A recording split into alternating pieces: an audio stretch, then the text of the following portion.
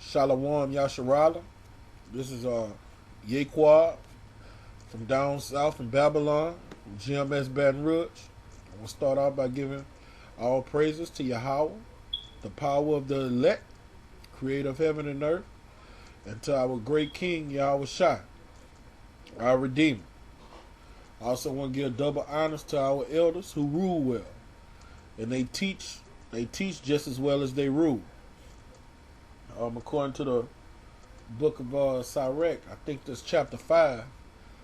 The scripture tells us not to be ignorant in no thing, no matter, great or small. Because the subject I'm about to get into, to some is a simple matter, but to others it's a stumbling block. And, at the end of the day, it's all about edification. I want to get, like when we out there on the camp, getting it in, throwing gold nuggets left and right, teaching the bread of life, you always got an ignorant Jake come up and say, oh, you got a Bible in one hand and you're cursing in another hand.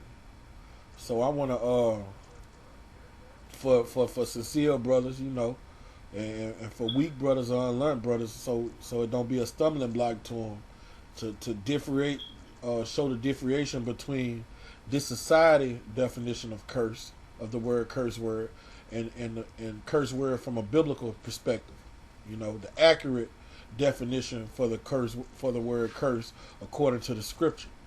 You see, because it got to be understood, man. When you learn these scriptures, this is a Middle Eastern book that was made in ancient times past, man. This is an ancient book. So when you read this book, man, you gotta put on your look at it from a Middle Eastern perspective, man. You can't look at this book from a 20th century westernized perspective, man. Cause you gonna always go off, man. You and like Elder Gabar said, our trade is in words, man. If you try to apply this Western philosophy to these scriptures, you're gonna go off on the simplest things.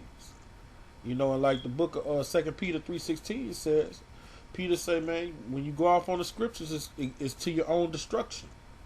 So let's get straight into this. First I'm gonna go to the free dictionary by Farlex and get into the definitions of the word curse. Cool. And even according to this society, hell, even this white man's engine shit, most of the definitions are accurate.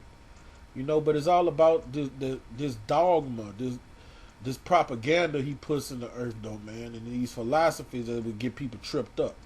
All right. Definition 1: curse, an appeal or prayer for evil or misfortune to befall someone or something. That's accurate. That's a biblical curse.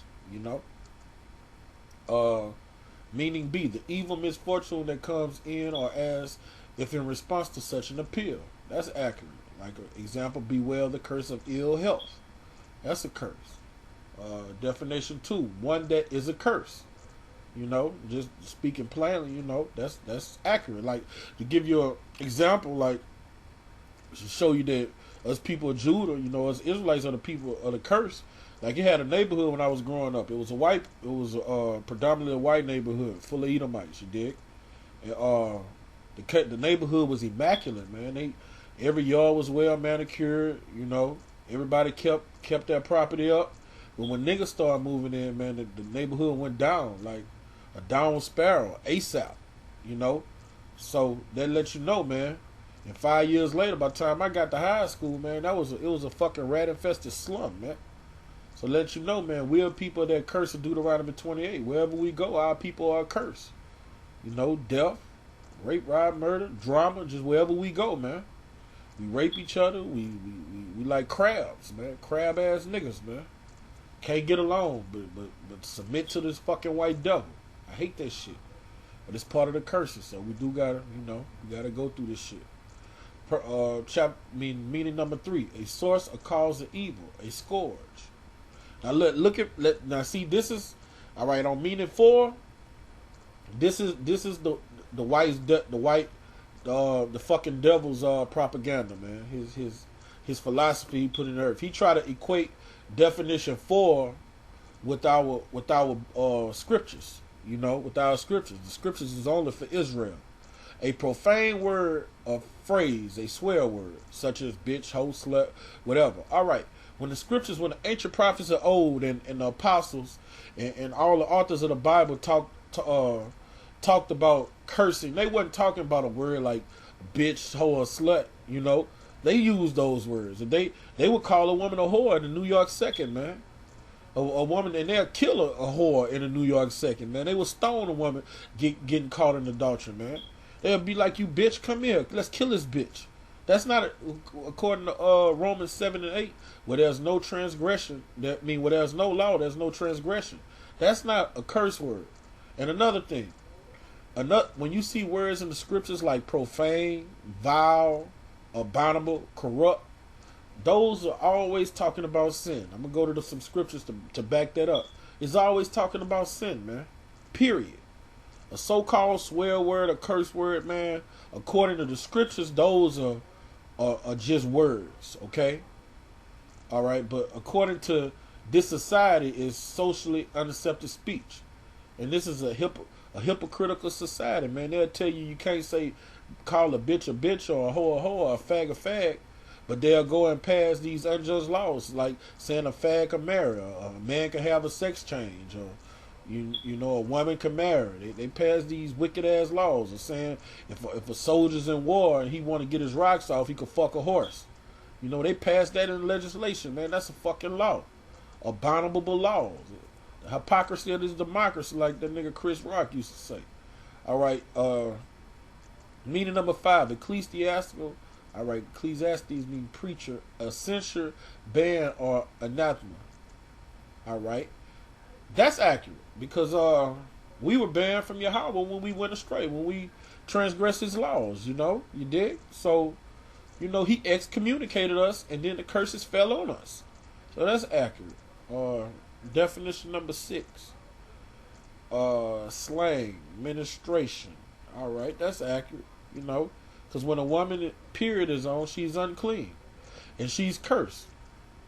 You know? And that's why in our holy laws it say when a woman period on, she need to be out the camp 7 days. You see it? But in this society, the black bitch, the women got all this damn power. And if you tell her to get away from you for the next 7 days so you can obey the Most High's words, and Lord forbid you got a kid with her, she's gonna say you trying to play her, you only trying to use her only for her body. You know, she's gonna think like a simple ostrich, and then that bitch will leave you and put you on child support for you trying to follow the Most High's commandments to the best of your abilities. You did? That's why this devil Esau got to pay for that. But that's why our grace come in. Our grace through faith through Yahweh Shai. You know, we do the commandments as best as we can, but through faith with Yahweh Shai, you know, when we do them as best we can, but in this society, you know, sometimes you can't. That's why our grace come in. All right. Let me get into scriptures. We get an understanding of that, man. Let's go to the scriptures and get some examples of a biblical curse, man. Because to be honest, man, you wouldn't even want the prayers King David and the things the prophets used to do. You would want somebody to call you a 4-letter word after the things they used to do. But first, let me get some edification. Because it's a righteous thing to curse out the wicked anyway. That's not a bad thing. That's not a bad thing at all, man. That's what we do out there every week when we go out there on the block, man. We doing it in righteousness. When you say death to America, and America is going to be destroyed by that glittering spear, that nuclear bomb is a curse, man. And those missiles are curses. That's cursing this place, man. It's bewitching this place, and we doing it in righteousness. But let me see. Here goes 2 Timothy 3 and 16. All scriptures is given by inspiration of the Most High. So when from Genesis to Revelation, all of these are the Most High's words. He just all us men all the prophets are just vessels. That's it. He's speaking through us. All right, and it's prosperous.